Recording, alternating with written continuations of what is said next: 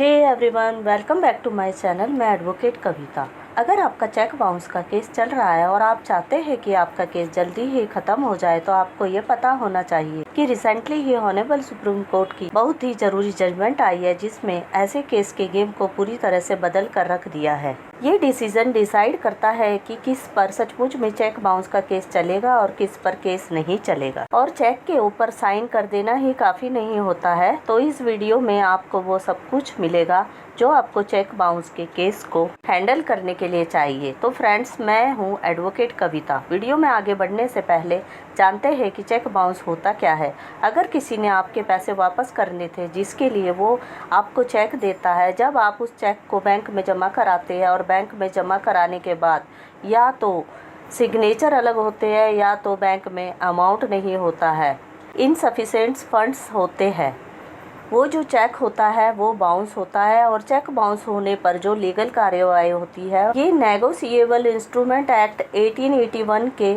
जो कि सेक्शन 138 के तहत, और चेक बाउंस एक क्रिमिनल ऑफेंस है जिसमें आपको 2 साल की सजा और डबल अमाउंट का चेक भी देना पड़ सकता है। ये केस है श्री दत्ता आर्या वर्सेस सरनप्पा का। इस केस में दोनों पार्टी के बीच में पैसों का लेन देन होता है और श्री दत्ता आर्या का कहना है कि मैंने इस केस में एक्यूज्ड को सरनप्पा को 2 लाख रुपए एज अ लोन दिए थे, जो कि उसको मुझे वापस करने थे, जिसके चलते उसने मुझे चेक दिया था। इस लेन देन से रिलेटेड हमारा एक एग्रीमेंट भी हुआ था, जिसमें सरनप्पा ने ये कहा था कि वो 6 महीने के अंदर मेरे पैसे वापस कर देगा। जब कंप्लेंटेंट ने जब ये चेक अपने बैंक में लगाया तो चेक बाउंस हो गया इनसफिशिएंट फंड्स की वजह से। तो जो कंप्लेंटर है वो एक्यूज को एक लीगल नोटिस भेजता है कि वो 15 दिन के अंदर मेरे पैसे वापस कर दे, वरना मैं चेक बाउंस का केस फाइल कर दूंगा। 15 दिन के अंदर एक्यूज नोटिस का रिप्लाई करता है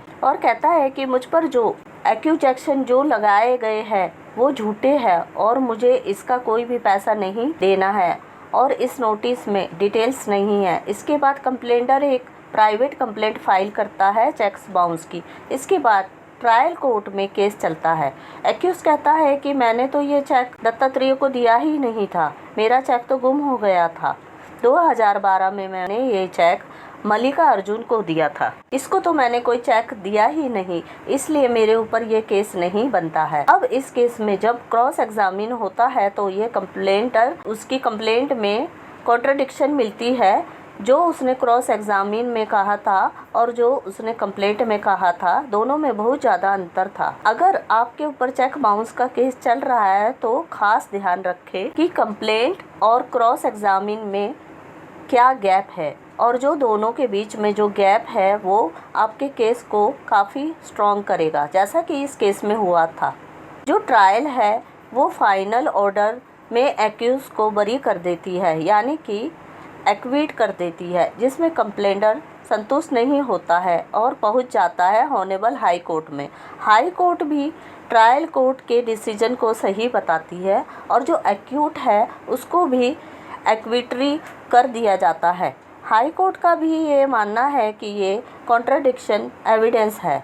अब ये केस जाता है ऑनरेबल सुप्रीम कोर्ट में। अब सुप्रीम कोर्ट में 3 ऐसे तरीके एक्सप्लेन किए हैं जिसमें आप चेक बाउंस का केस में आपको काफ़ी मदद मिल सकती है।